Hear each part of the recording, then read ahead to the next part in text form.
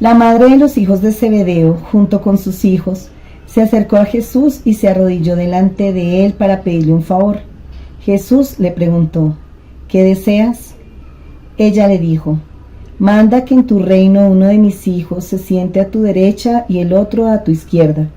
Jesús contestó: ustedes no saben lo que piden. ¿Acaso pueden beber del cáliz que yo voy a beber? Ellos dijeron: podemos. Jesús les respondió: ustedes beberán este cáliz, pero al sentarse a la derecha o a mi izquierda no me corresponde a mí darlo, sino que se les dará a aquellos para quienes mi Padre lo ha preparado. Cuando los otros 10 discípulos oyeron esto, se indignaron con los 2 hermanos, pero Jesús los llamó y les dijo: como ustedes saben, entre los paganos los jefes gobiernan con tiranía a sus súbditos, y los grandes hacen sentir su autoridad sobre ellos. Pero entre ustedes no debe ser así, al contrario. El que entre ustedes quiera ser grande deberá servir a los demás, y el que entre ustedes quiera ser el primero deberá ser su esclavo. Porque del mismo modo el Hijo del Hombre no vino para que le sirvan, sino para servir, y para dar su vida como precio a la libertad de muchos.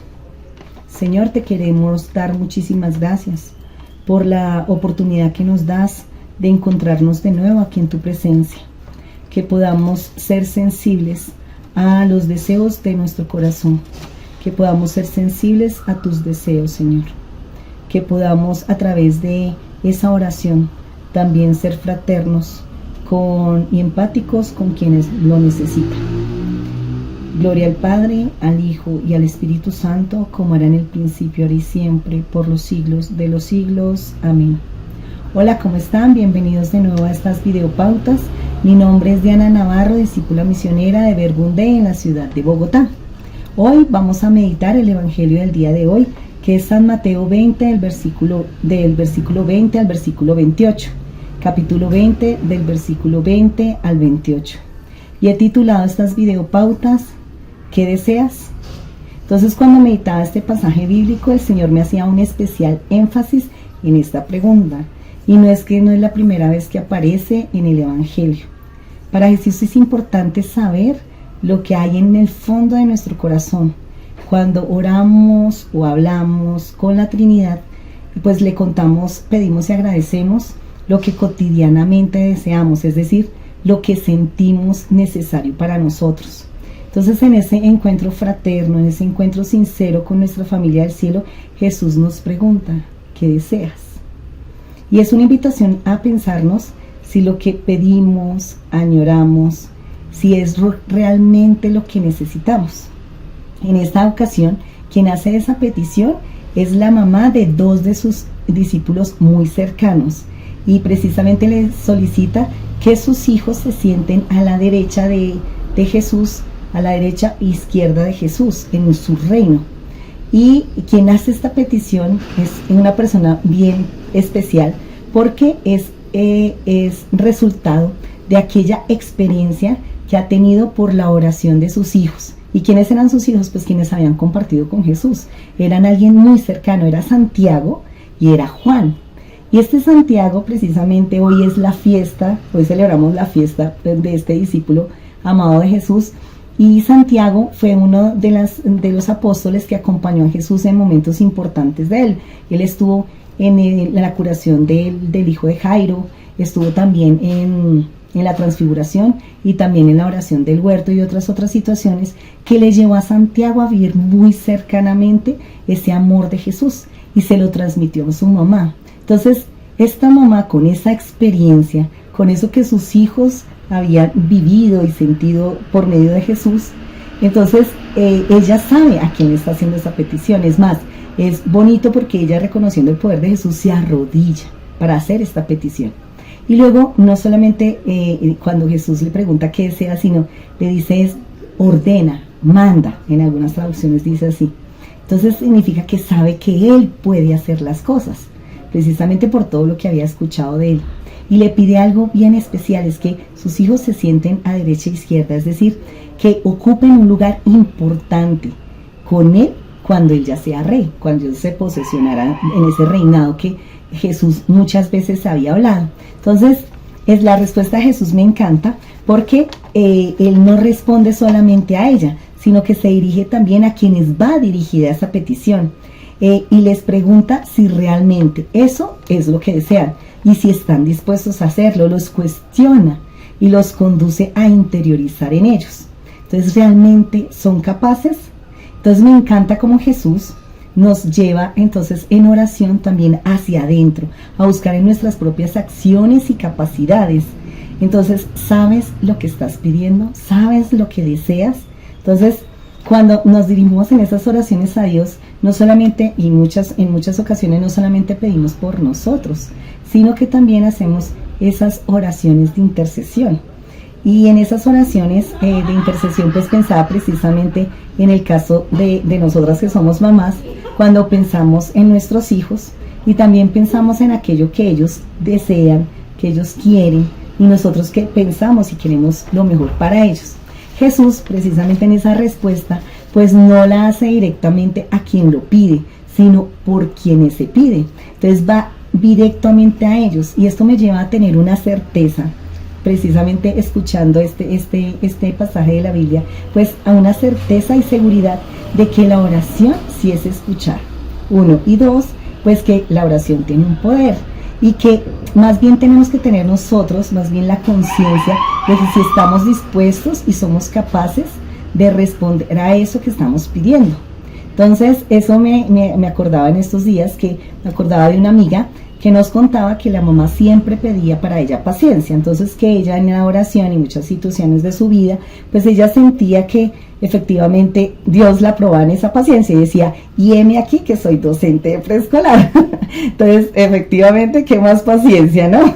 Entonces, si de verdad Dios nos lleva a eso, ¿sí? Si estamos dispuestos entonces a beber de ese cáliz, a beber y a compartir lo que vivió Jesús. Y una de esas es que nos comparte hoy Jesús, es a compartir con el otro, a estar con el otro, a pensar con el otro.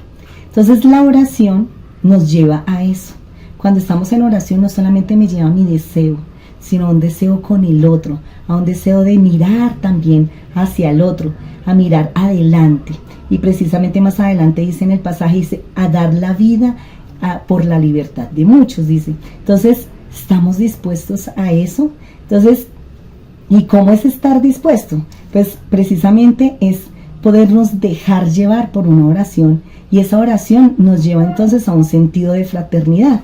Entonces, aquí los discípulos pues se indignaron, y nosotros también muchas veces nos indignamos por aquellos que les puede estar yendo muy bien. Es más, hasta podemos llegar a sentir celos porque a algunos pareciera como que Dios les respondiera a esas oraciones.